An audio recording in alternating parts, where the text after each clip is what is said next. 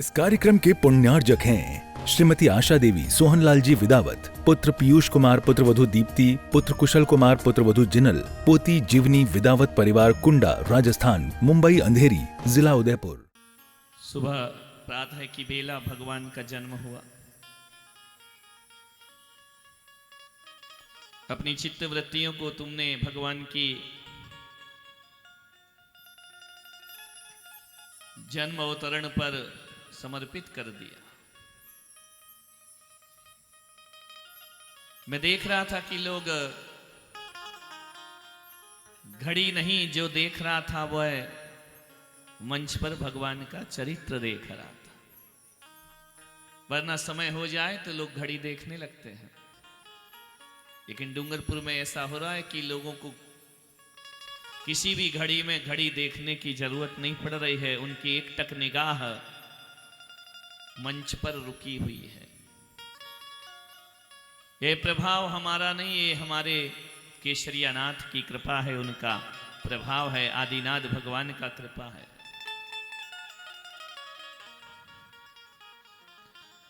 राजा नाभिराय लोकप्रियता अर्जित कर रहे हैं। कौन है जिसे लोकप्रियता अच्छी नहीं लगती? ऐसा कौन है जो अपने बारे में बुरा सुनना चाहता हो? कोई है? बुरे से बुरा व्यक्ति भी अपने बारे में कैसा सुनना चाहता है? अच्छा सुनना चाहता है। मनुष्य हो, लोकप्रियता अर्जित करना तुम्हारा अधिकार है, तुम्हारा हक है। सारी दुनिया के सामने, सारी समाज के सामने, अपने आप के सामने लोकप्रिय बनो।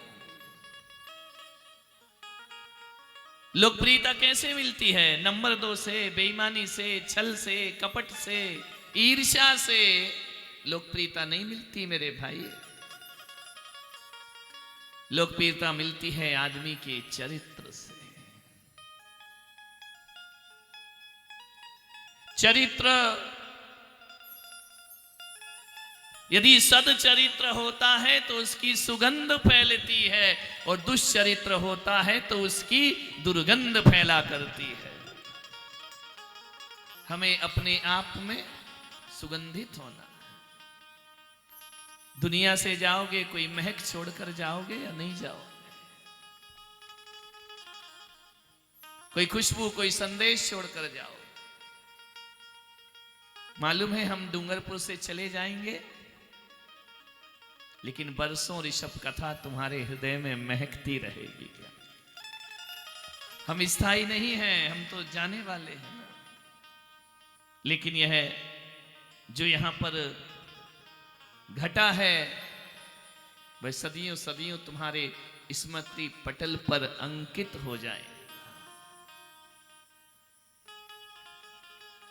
झुंड के झुंड देवी देवता माता मरुदेवी और नाभिराय के आंगन में पहुंच गए।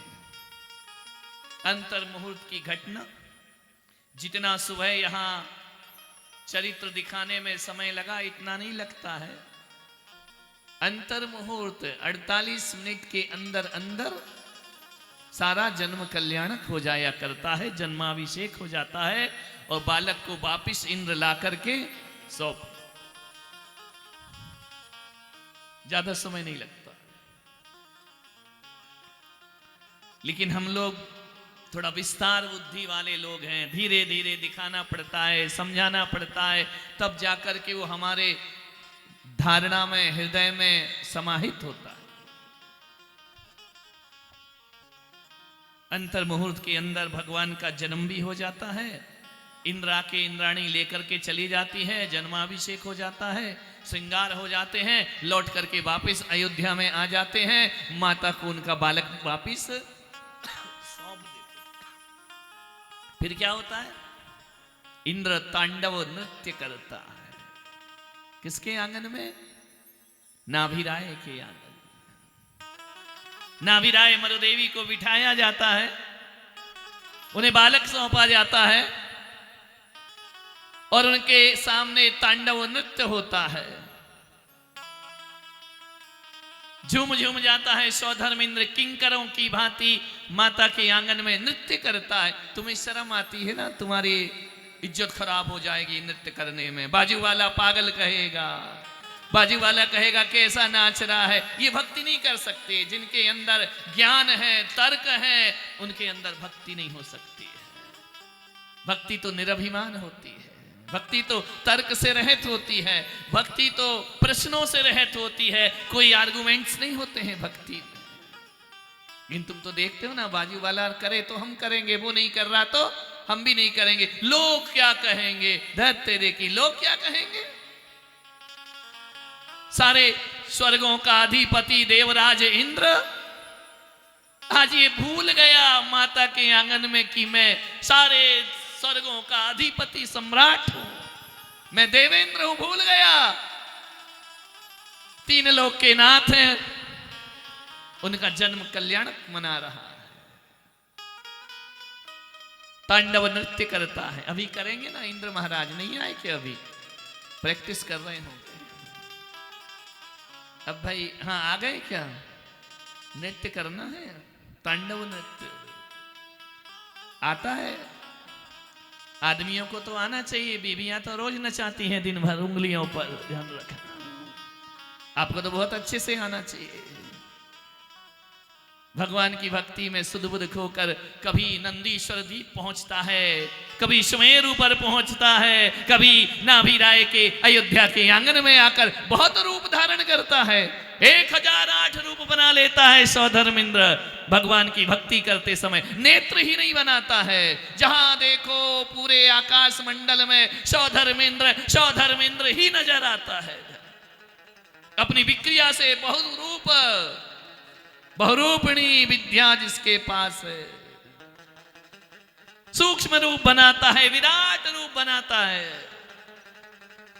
और भगवान की भक्ति में अपने आप को सुध बुध खो के किंकर की भांति भगवान के चरणों का दास बन जाता है। सौधर्मेंद्र भगवान की भक्ति करते समय दासानुदास बन जाता है, अपने सौभाग्य को सराहता है। माता मरुदेवी बलि बलि जा रही हैं अपने बालक पर, नाभि राय मोती लुटा रहे हैं। आज का उत्सव जब अयोध्या में हुआ होगा ना, हीरे मोती लुटा रहे हैं। प्रजाजन आनंद से पूरे दिन नृत्य कर रही है, भक्ति कर रही है। भगवान की नेछावर हो रहे हैं लोग। गोरी गोरी बाहें माता मरुदेवी की, और कंचन के समान, सोने के समान, तप्त स्वर्ण के समान भगवान की देह। अपने बाहुओं में जब अजान बाहुओं में माता भरती है तो लगता है कोई पूर्व दिशा अपने सूर्य का आलिंगन कर रही हो। ध्यान रखना, ऐसा महान दृश्य। देवियां सुलाती हैं, माता सो विश्राम करो। नहीं, तीन लोक के नाथ का जन्म हुआ। मान्यवर, ये सारे देवता क्यों आए हैं भगवान के आंगन में? क्या अभीष्ट है उनका, क्या अभिप्राय है उनके आने का? कोई अभिप्राय नहीं, कोई अभिष्ट नहीं, बधाई देने आए हैं भगवान को। तुम लोग अपने घर से किस लिए आए हो? बोलो, खाना पीना भोजन करके आए हो ना? सुबह के लड्डू खाए हैं ना, पेड़ा खाया है ना, भगवान का जन्मोत्सव किया है ना? शाम को क्यों आए हो? भगवान को, माता पिता को क्या देने आए हो? बधाई देने के लिए। बधाई हो, सौभाग्य है तुम्हारा, तुम्हारे घर में एक ऐसी अद्भुत शक्ति का जन्म हुआ। अभी सब पूरा पंडाल नृत्य करेगा आज। अभागे होंगे वो जिनको नृत्य नहीं आएगा। प्रैक्टिस कर लो, नहीं तो बुढ़ापे में सीधे नहीं चलोगे, ऐसे ऐसे चलोगे, लंगड़ाते लहराते बल खाते हुए। ये वही लोग हैं जो भगवान की भक्ति में झूमते नहीं है। पूरा पंडाल गरबा नृत्य में झूमेगा। सब यहां से तुम्हारे जिस बैठक है ना, सिंहासन, ये हटा दिए जाएंगे। बालक यहां पर पालना झूलेंगे, ध्यान रखना।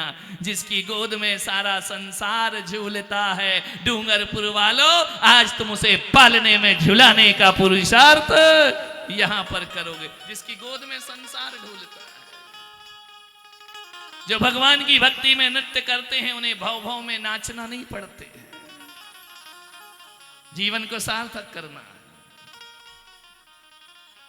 उत्सव महोत्सव का है, आज राग वैराग्य का विषय नहीं है। आदि पुराण में कई पृष्ठों पर महाराज जिनसेन स्वामी ने भगवान के जन्म कल्याणक का वर्णन किया है।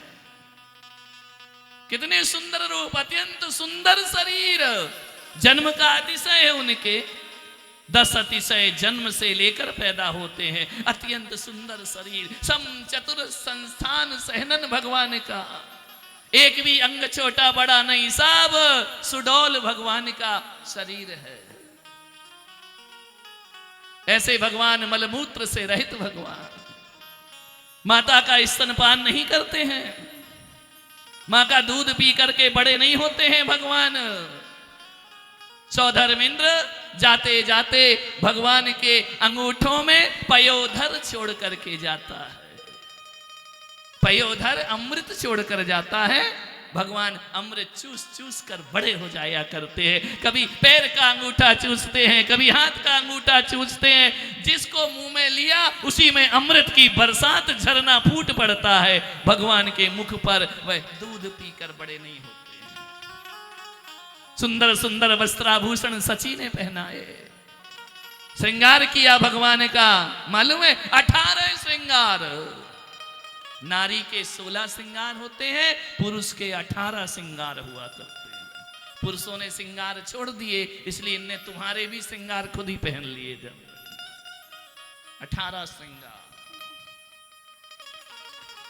भगवान के रूप को, 3 ज्ञान के धारी भगवान, मति ज्ञान, श्रुत ज्ञान, अवधि ज्ञान लेकर प्रकट हुई वह आत्मा।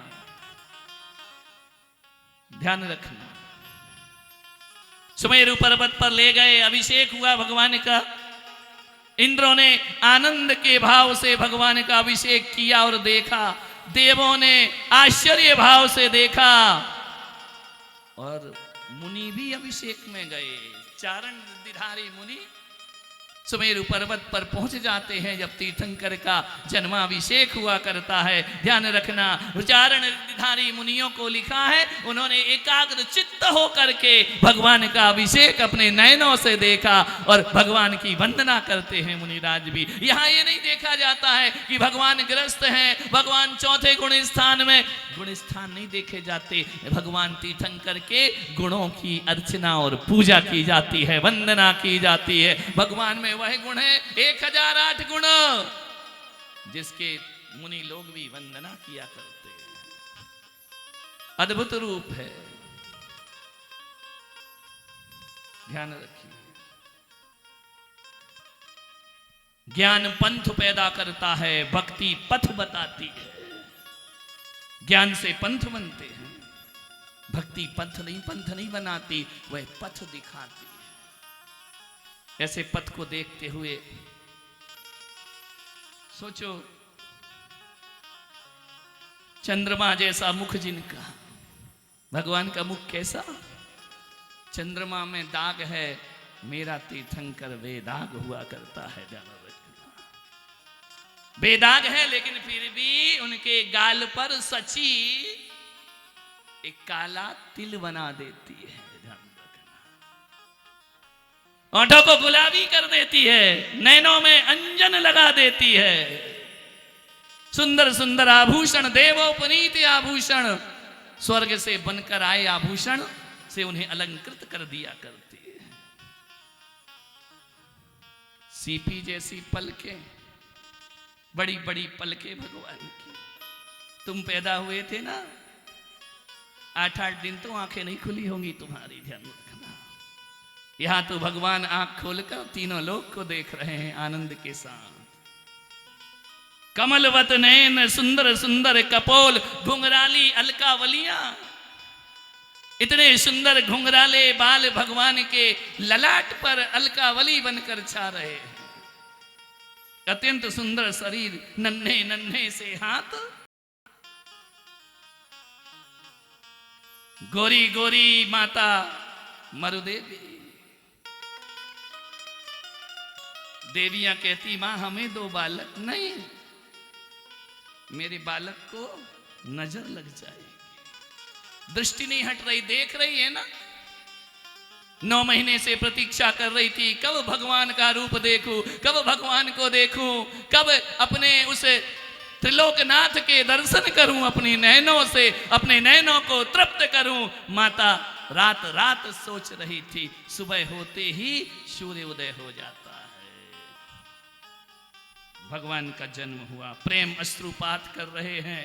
नाभि राय की आंखें छलक छलक जा रही। आनंद नाम का नाटक करता है सौधर्मिंद्र। क्या होता है आनंद नाटक?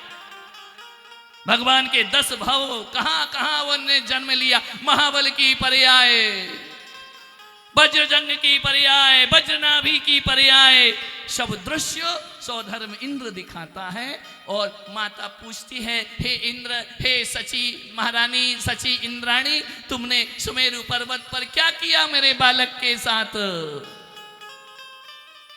मालूम है जो सुमेरु पर्वत पर अभिषेक हुआ ना, वो पूरा का पूरा अभिषेक माता के आंगन में सौधर्मेंद्र दिखाया करता है। माया से सुमेरु पर्वत बनाता है। 1008 कलशों से नमन कर, देखो माता, हमने आपके पुत्र के साथ कितना उत्सव मनाया है, आनंद मनाया है।